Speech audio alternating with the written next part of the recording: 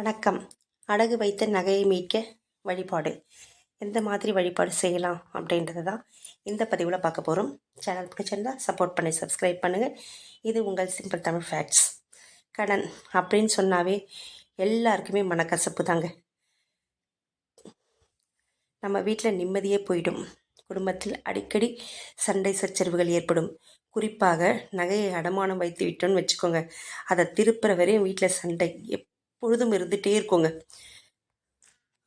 ஒவ்வொருத்தருடைய வாழ்க்கையிலும் நகைகளை அடமானம் வைக்கப் போகிறீர்கள் அப்படின்னா அவங்களுக்கு சுக்கிர பகவானினுடைய அருள் இல்லை அப்படின்னு தான் அர்த்தம்.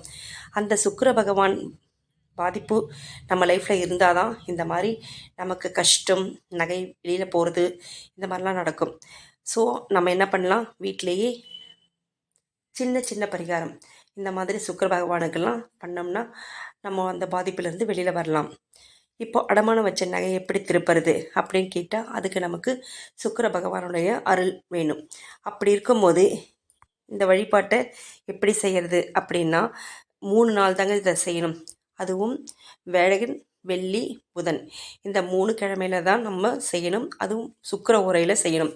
புதன்கிழமை சுக்கிர ஓரைன்னு பார்க்க போனால் மதியம் 12லேருந்து 1 மணி வரை, இரவு 7லேருந்து 8.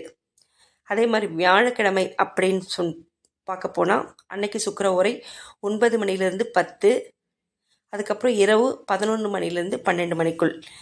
அதே மாதிரி வெள்ளிக்கிழமை சுக்கிர ஓரை அப்படின்னா காலை 6 மணிலேருந்து 7 மணி, மதியம் 1லேருந்து 2, நைட்டு 8லேருந்து 9.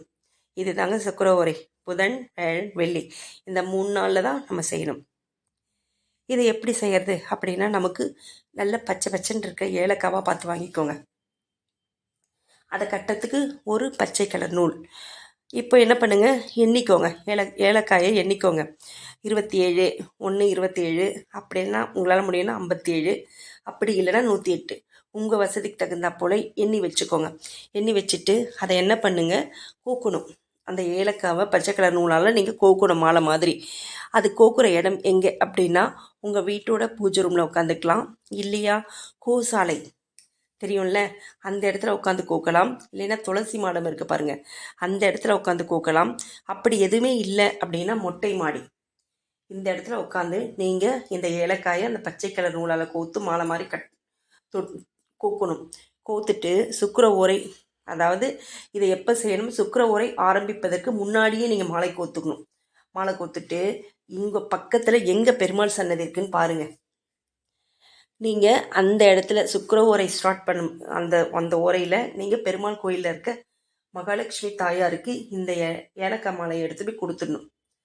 அவங்க அதை மகாலட்சுமிக்கு அணிவிச்சிடுவாங்க. அந்த மாதிரி நீங்கள் பண்ணணும்.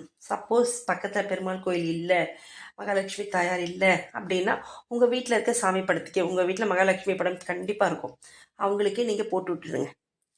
இந்த மாதிரி நீங்கள் இந்த மாலையை அணிவிச்சிடலாம்.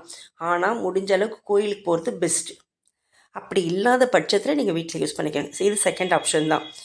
இந்த மாதிரி நீங்கள் என்ன பண்ணணும், வாரம் வாரம் செஞ்சுட்டு வாங்க. செஞ்சுட்டு வந்தீங்கன்னா உங்களுக்கு சுக்கிர பகவானுடைய பரிபூர்ண அருள் கிடைக்கும்.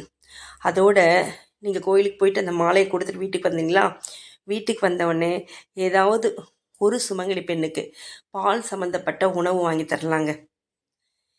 அப்புறம் அவங்களுக்கு தானமாக நம்ம சுமங்கலி செட்டுன்னு சொல்லுவோம், ஒரு ப்ளவுஸு, மஞ்சள், குங்குமம், வளையல், தேங்காய் இதெல்லாம் வச்சு, பூ இதெல்லாம் வச்சு கொடுப்பாங்க. வளையல் செட், அதாவது சுமங்கலி செட்டுன்னு கேட்டால் தருவாங்க. அதை யாராவது ஒரு சுமங்கலிக்கு அந்த செட்டு தானமாக கொடுத்துட்டு ஒரு வேளை சாப்பாடு, அதாவது ஏதாவது ஒரு உணவுப் பொருள் அவங்களுக்கு கொடுக்கணும்.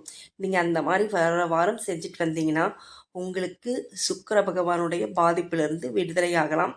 இந்த நகை நம்ம அடமானம் போயிருந்தது இல்லையா, அதுவும் சீக்கிரம் வீடு தேடி வந்துடும். இந்த மாதிரி எளிமையான வழிபாட்டை நீங்கள் செஞ்சு பாருங்கள். சுக்கிரனின் பரிபூரண அருளை பெற்று நிம்மதியான வாழ்க்கை வாழலாம்.